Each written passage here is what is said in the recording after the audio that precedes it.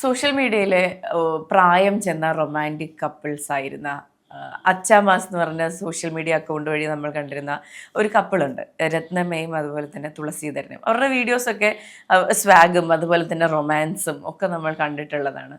ഇന്ന് രാവിലെ വരുന്ന വാർത്ത എന്ന് പറയുന്നത് അതിൽ രത്നമ്മ എന്ന് പറയുന്ന അമ്മ മരിച്ചുപോയി. അവർ ഇപ്പോൾ ലോകത്തില്ല. ഇനി തുളസീധരൻ ഒറ്റയ്ക്കാണെന്നുള്ള വാർത്തകളൊക്കെയാണ് കാണുന്നത്. ശരിക്കും ഇപ്പോഴത്തെ സാഹചര്യമൊക്കെ നമുക്ക് ഈ സമൂഹത്തിൻ്റെ സാഹചര്യങ്ങളൊക്കെ എടുത്തു നോക്കുകയാണെങ്കിൽ ചെറിയ കാര്യത്തിന് ബന്ധങ്ങൾ വേർപെടുത്തി പോകുന്ന ആൾക്കാർ, പിണങ്ങിയിരിക്കുന്ന ആൾക്കാരൊക്കെ എടുത്തു നോക്കുമ്പോൾ ഇത്രയും പ്രായമായിട്ടും ആ റൊമാൻസോടുകൂടി വെറുതെ ഒരുമിച്ച് ജീവിക്കുകയായിരുന്നില്ല, വളരെ സ്നേഹത്തോടെ സന്തോഷത്തോടെ ജീവിക്കുകയായിരുന്നു അവർ. അപ്പോൾ ഇതൊക്കെ നമ്മൾ കണ്ടുപിടിക്കേണ്ടതല്ലേ? അവർ സ്നേഹത്തോടെയും സന്തോഷത്തോടെയും ഇപ്പോൾ എല്ലാ വീടുകളിലുള്ള കുഞ്ഞു കുഞ്ഞു പിണക്കങ്ങളും തർക്കങ്ങളും ഒക്കെ അവർക്കിടയിലും ഉണ്ടായിരുന്നിരിക്കാം. പക്ഷേ രാവിലെ തന്നെ ഉറക്കത്തിൽ നിന്ന് എഴുന്നേറ്റ് സോഷ്യൽ മീഡിയ നോക്കുമ്പോഴാണ് തുളസീധരൻ്റെ രത്നമ്മ ഇനി ഇല്ല എന്ന തരത്തിൽ പോസ്റ്ററുകളൊക്കെ കാണുന്നത്. അപ്പോൾ കുറേ ദിവസങ്ങൾക്ക് മുമ്പ് ഒരു റീല് കണ്ടിരുന്നു. ഈ അമ്മയുടെ ഫോട്ടോയുമായി ഈ അച്ഛൻ ഇങ്ങനെ സങ്കടപ്പെട്ട് നടക്കുന്നത്, അമ്മ മരണപ്പെടുമ്പോഴുണ്ടാകുന്ന ഒരു അവസ്ഥയുമായി ബന്ധപ്പെട്ട് ഒരു ചിത്രീകരിച്ച റീൽ ഞാനിപ്പോൾ അവർ ഇൻസ്റ്റാഗ്രാം അക്കൗണ്ടിൽ നോക്കുമ്പോൾ ആ റീല് കാണാനായി.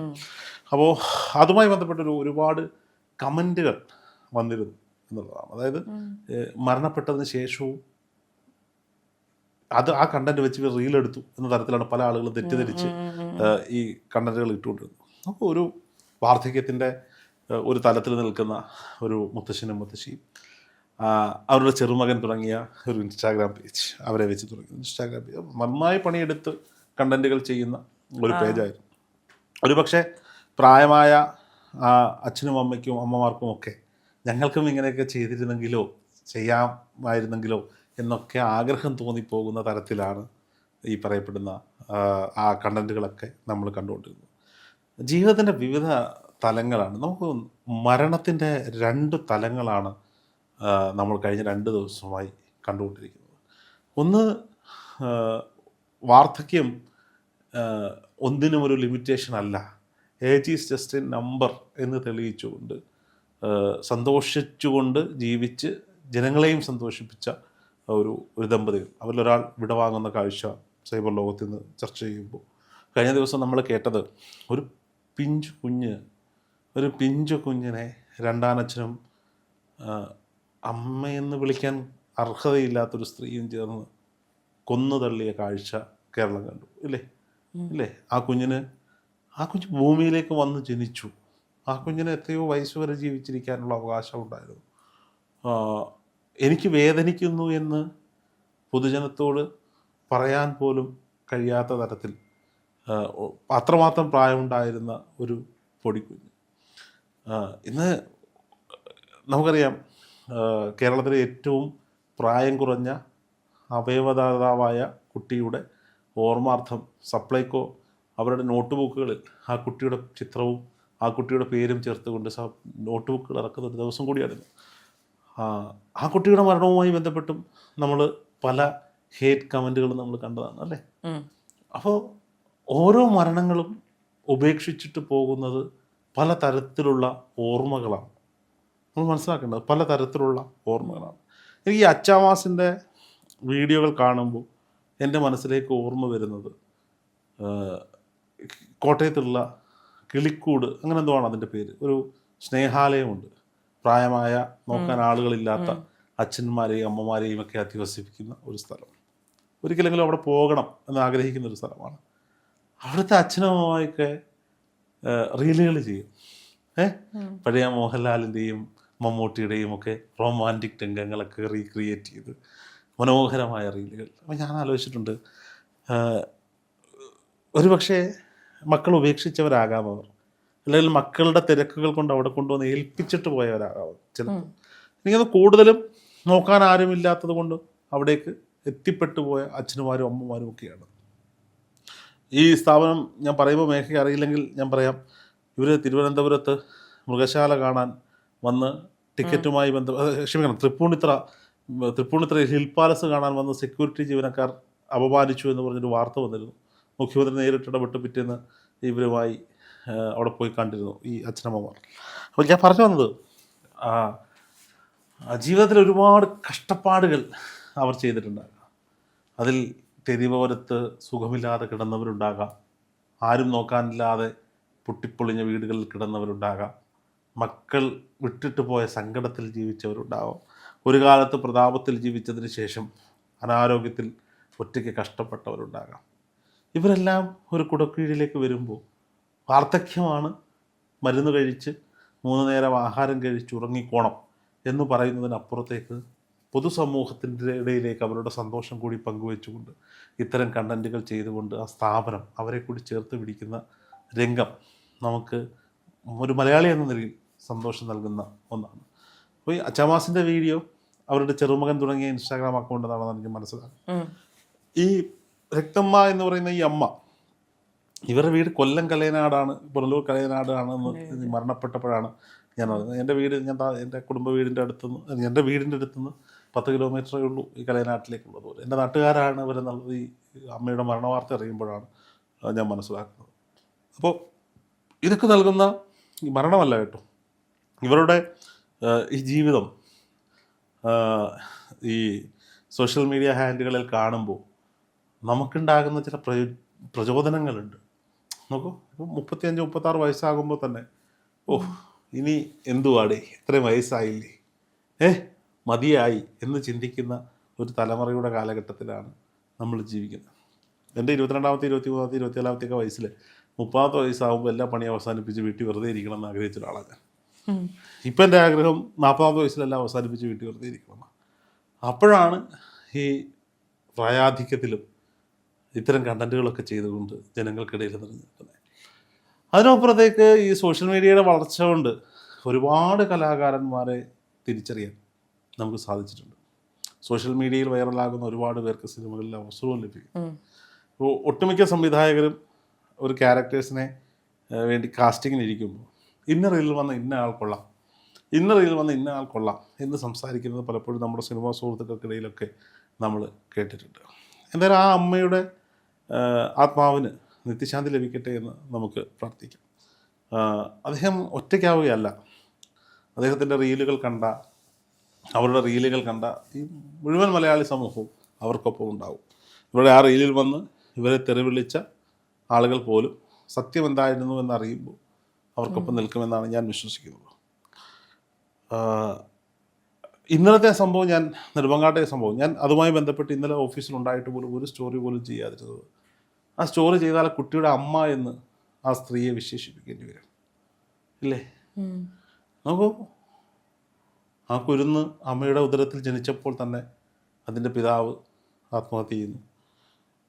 പിന്നീട് അവളും അവനും ചേർന്ന് ആ കുഞ്ഞിനെ ഭയങ്കരമായ 51 മുറിവുകൾ, കാൽവിരലുകൾക്കടിയിൽ സിഗരറ്റ് കുറ്റി കൊണ്ട് കുത്തിയ പാടുകൾ, 2 കരങ്ങളും അടിച്ചൊഴിച്ചു. ഇത് കുറച്ചുകൂടി നൊമ്പരമാവുന്ന എവിടെയാണെന്ന് അറിയൂ? അതും ഈ സോഷ്യൽ മീഡിയ റീലുകളുടെ കാലത്താണ്. ഈ കുട്ടിയെ ആശുപത്രിയിൽ കൊണ്ടുപോയിട്ട് ഈ സ്ത്രീ അമ്മ എന്ന് ജന്മം കൊടുത്തതുകൊണ്ട് മാത്രമൊന്നും അമ്മയാകൂലല്ലോ. അവർക്ക് വിളിക്കേണ്ട പേര് വേറെയാണ്. ആ വാക്ക് ഇവിടെ ഉപയോഗിക്കാൻ പറ്റാത്തതുകൊണ്ടാണ് ഞാൻ ഈ പരങ്ങുന്നത്. അവരുടെ അടുത്തേക്ക് വരുന്നൊരു ഇൻസ്റ്റാഗ്രാം റീൽ ചെയ്യുന്ന ഒരാൾ ഒരു സ്ഥാപനത്തിൻ്റെ പ്രൊമോഷനുമായി ബന്ധപ്പെട്ട് ഇവരോട് സംസാരിക്കുന്നത്, ഇത് ചിരിച്ചുകൊണ്ടാണ് അവൾ ആ ക്യാമറയ്ക്ക് മുന്നിൽ സംസാരിക്കുന്നത്. ആ കുട്ടി എപ്പോഴും നിർവികാരഭരിതനായി ഇങ്ങനെ നിൽക്കുക, 2 കൈ ഇങ്ങനെ വെച്ചിട്ട്. ചോദിക്കും, എന്താണ് അതിൻ്റെ കൈക്ക് പറ്റും ചോദിക്കുള്ളൂ. സൈക്കിളിൽ നിന്ന് വീണു, തല്ലി ഒടിച്ചിട്ട് അത് പറയുന്നത്. എന്നിട്ട് അവൾ ചിരിച്ചുകൊണ്ട് ആ റീലിൽ പെർഫോം ചെയ്യുക. ആ കുഞ്ഞിനെ ഈ വാടകയ്ക്ക് താമസിക്കുന്ന വീടിൻ്റെ സൺഷെയ്ഡിൽ കൊണ്ടുപോയി നിർത്തിയിട്ട് ഇവരെങ്ങോട്ടെങ്കിലുമൊക്കെ പോകുമായിരുന്നു. അതിൽ നിന്ന് ചാടി കുട്ടി മരിച്ചോളും എന്ന് വിചാരിച്ചിട്ട്. അവൻ പേടിച്ചു പോയെന്ന് എത്ര സമയം അവിടെ ഇരുന്നിട്ടുണ്ടാവും? ഒരുപക്ഷെ ആ കുഞ്ഞിൻ്റെ മരണം ദൈവം കാണിച്ച ഏറ്റവും വലിയ കരുണയായിരിക്കും. ഒരു ദിവസവും ജനനേന്ദ്രിയത്തിൽ മുറിവേൽപ്പിക്കുക, പൊടിക്കുഞ്ഞല്ലേ. അവൻ്റെ മരണം ദൈവം അവനോട് ചെയ്ത ഏറ്റവും വലിയ കനിവായിട്ട് കാണാനാണ് എനിക്കിഷ്ടം. നരകിച്ചും മരിക്കുന്നതിലും ഭേദം ദൈവം അവനെ അങ്ങ് നേരത്തെ വിളിച്ചു എന്ന് ചിന്തിക്കുന്നതായിരിക്കില്ലേ? മക്കളില്ലാത്ത എത്രയോ അച്ഛനമ്മമാർ ഇവിടുത്തെ അനാഥാലയങ്ങളിൽ രജിസ്റ്റർ ചെയ്തിട്ട് കാത്തിരിക്കുന്നുണ്ട് ഒരു കുട്ടിയെ ലഭിക്കാൻ വേണ്ടി. അപ്പോഴാണ് ഒരു പിഞ്ചോമന മോൻ. മരണത്തിൻ്റെ വിവിധ മുഖങ്ങളാണ് നമ്മൾ കാണുന്നത്, ഒന്നും അറിയാത്ത പ്രായത്തിൽ എന്തിനാണ് ഞാൻ ഈ വേദനയെന്ന് അനുഭവിക്കുന്നതെന്ന് പോലും അറിയാതെ, ആരാണ് എന്നെ വേദനിപ്പിക്കുന്നതെന്ന് പോലും അറിയാത്ത പ്രായത്തിൽ മരണപ്പെടുന്നൊരു കുട്ടി. വാർദ്ധക്യത്തിൻ്റെ അങ്ങേ തലം വരെ ആരാലും അറിയപ്പെടാതിരുന്ന ഒരു ഭാര്യയും ഭർത്താവും കൊച്ചുമകൻ തുടങ്ങിയ ഒരു ഇൻസ്റ്റാഗ്രാം അക്കൗണ്ടിലൂടെ ജനങ്ങളെ മൊത്തം ചിരിപ്പിക്കുകയും ചിന്തിപ്പിക്കുകയും ചെയ്ത് അവരിൽ നിന്നൊരാൾ പടിയിറങ്ങിപ്പോകുന്ന കാഴ്ച ഓരോ ദിവസവും നമ്മൾ കണ്ടും അറിഞ്ഞും അറിയാതെയും ഒക്കെ എത്രയോ ആളുകൾ നമുക്കിടയിൽ നിന്ന് പോകുന്നു. ഓരോ ആളുകളും ഈ ഭൂമിയിലേക്ക് വന്നതിന് ഓരോരോ ഉദ്ദേശങ്ങളുണ്ടാകാം. അവർ ചെയ്യുന്ന പ്രവൃത്തികൾ എഴുതപ്പെട്ടവയാകാം. എത്രയോ പേർ മനസ്സിൽ വലിയ അഭിനേതാവാകണമെന്ന ആഗ്രഹവും അതിനുള്ള കഴിവുമുണ്ടായിട്ടും അതാകാതെയായിരിക്കുന്ന എത്രയോ പേരുണ്ട്. ചിലരൊക്കെ എനിക്കറിയാവുന്ന ഒരുപാട് സുഹൃത്തുക്കളുണ്ട്. ഒന്ന് വൈറലാകാൻ വേണ്ടി റീലുകളൊക്കെ ചെയ്തിട്ട് ആരാലും ശ്രദ്ധിക്കാൻ പോകാതെ അവസാനിപ്പിക്കുന്ന കുറേ പേരെ എനിക്കറിയാം. അവിടെയാണ് ചില ആളുകളുടെ സക്സസ്. അതിനെ കൃത്യമായി ഉപയോഗിച്ചാൽ, ഇപ്പം ഞാൻ വിഷയത്തിൽ നിന്ന് വ്യതിരിച്ചു പോകുന്ന ഏഷ്യാനെറ്റിലെ കോമഡി സ്റ്റാർസ് എന്ന് പറയുന്ന ഒരുപാട് കലാകാരന്മാരെ സമൂഹത്തിന് പരിചയപ്പെടുത്തിയ വളർത്തിയ ഒരു പ്രോഗ്രാം ഉണ്ടായിരുന്നു. ബൈജു ജിമെയിലിൽ പ്രൊഡ്യൂസ് ചെയ്ത ഒരു പ്രോഗ്രാം. അതിലൂടെ വന്ന എത്ര കലാകാരന്മാർക്ക് സിനിമയിൽ അവസരം ലഭിച്ചു, ഒരുപാട് പേർക്ക്. പക്ഷെ ഇതിൽ എത്ര പേർ അതിനെ വേണ്ട രീതിയിൽ ഉപയോഗിച്ചു, സസ്റ്റെയിൻ ചെയ്ത് കൊണ്ടുപോകാൻ കഴിയും? എത്ര പേർ? ഇപ്പം അസീസ് നെടുമങ്ങാട്, അയാൾക്ക് കിട്ടിയ അവസരങ്ങളെല്ലാം അയാൾ കൃത്യമായി ഉപയോഗിച്ച് മലയാളത്തെ സിനിമയിൽ തൻ്റെതായ ഒരു ഇടം കണ്ടെത്തിയ മനുഷ്യനാണ് അല്ലേ. ഇപ്പോൾ അദ്ദേഹം ഇല്ലാത്ത സിനിമകൾ ചുരുക്കമാണ്. എന്നാൽ കോമഡി സ്റ്റാർസിൻ്റെ കാലത്ത് ആ ടീമിൽ തന്നെ അദ്ദേഹത്തെക്കാൾ ശ്രദ്ധിക്കപ്പെട്ട മറ്റു പല ആളുകളും ആ ടീമിൽ തന്നെ ഉണ്ടായിരുന്നു അല്ലേ. ഇപ്പം നോബി, ബിനു അടിമാലി, ഇവർക്കൊക്കെ അവസരങ്ങൾ ലഭിച്ചെങ്കിലും സ്ഥിരമായി സിനിമകളില്ലാത്തൊരു സാഹചര്യം അവർക്കുണ്ട്. ബിനു അടിമാലിയൊക്കെ സിനിമയിൽ കണ്ടിട്ട് കുറേ കാലങ്ങളാവുന്നു. എന്നാൽ മറ്റു ചില ആളുകൾ ഞാൻ അവസരങ്ങളെ ഉപയോഗിക്കുന്നതിനെ പറ്റിയാണ് ഞാൻ പറഞ്ഞു വന്നത്. മറ്റു ചില ആളുകൾ അവർക്ക് അപ്രതീക്ഷിതമായ അവസരങ്ങൾ ലഭിച്ചു. അതിനെ ഒന്ന് പോളിഷ് ചെയ്ത് ഓരോ ദിവസവും അപ്ഡേറ്റ് ചെയ്ത് കൊണ്ടുപോകാൻ പറ്റാത്ത ഒരുപാട് പേരുണ്ട്. കഷ്ടപ്പെട്ടിട്ടുണ്ടാകാം, ഇല്ലെന്ന് ഞാൻ പറയുന്നില്ല. അതിൻ്റെ ഏറ്റവും വലിയ ഉദാഹരണമാണ് ഈ അൻസിബ എന്ന് പറയുന്ന നടി. ഞാൻ അൻസിബ ഇപ്പോൾ അമ്മയുമായി പ്രശ്നങ്ങളൊക്കെ നടക്കുന്നു, ഞാൻ അങ്ങനെ പറയുന്നതല്ല. ജിത്തു ജോസഫിൻ്റെ ദൃശ്യത്തിൽ ആദ്യ സിനിമയിൽ മോഹൻലാലിൻ്റെ മകളായി അഭിനയിക്കാൻ അവസരം കിട്ടിയത് കൊണ്ട് മാത്രം ഇന്നും സിനിമാ മേഖലയിൽ സജീവമായി നിൽക്കാൻ പറ്റുന്നു എന്നുള്ളതാണ്. അൻസിബയും അത് തന്നെ, അയാളുടെ അനിയത്തി റോൾ ചെയ്യുന്ന എസ്തറും അത് തന്നെ. പക്ഷേ സിനിമയുടെ പ്രൊമോഷൻ ഭാഗമായിട്ടൊക്കെ എനിക്കറിയില്ല കേട്ടോ, ഓരോരുത്തരും രീതികളായിരിക്കും. സോഷ്യൽ മീഡിയ എപ്പോഴും പുരുഷരെക്കാൾ കൂടുതൽ സ്ത്രീകളെയാണല്ലോ ഫോക്കസ് ചെയ്യുക. ഇവർക്ക് എന്തോ ഒരു അഹങ്കാരം തട്ടിയിട്ടുണ്ട്. ഈ സിനിമയിൽ ഇവരെ കൊണ്ടാണ് ഈ സിനിമ മാർക്കറ്റ് ചെയ്യപ്പെടുന്നതെന്ന തോന്നൽ സോഷ്യൽ മീഡിയയിലൊക്കെ സജീവ ചർച്ചയായി വരാറുണ്ട്. പക്ഷേ ഈ ദൃശ്യം പോലെ സിനിമയിൽ പോലും ഇവർക്കൊന്നും മികച്ച രീതിയിൽ പെർഫോം ചെയ്യാൻ പറ്റുന്നില്ല എന്നാണ് ബാക്കിയുള്ളവരുടെ കമൻറ്റുകൾ. അപ്പോൾ നമ്മളിലേക്ക് തേടി വരുന്ന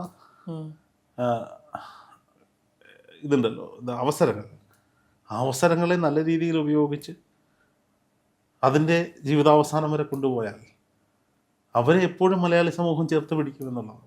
ഇപ്പോൾ രക്തമ്മ എന്ന് പറയുന്ന അമ്മ, പുനലൂർ കലയനാടെന്ന് പറയുന്നത് ഒരു ടൗണുമായി കിടക്കുന്ന, തമിഴ്നാടുമായി അതിർത്തിയൊക്കെ പങ്കിടുന്ന ഒരു ഗ്രാമപ്രദേശമാണ്. അവിടെ എന്തെങ്കിലുമൊക്കെ ജോലി ചെയ്ത് ജീവിച്ചവരായിരിക്കുമല്ലോ ഇവർ. ഈ പ്രായത്തിൽ അവരെ ജനം തിരിച്ചറിഞ്ഞത് അവരുടെ എഫേർട്ട്, അവരുടെ ഭാഗ്യം ഇതുകൊണ്ടൊക്കെയാണ്.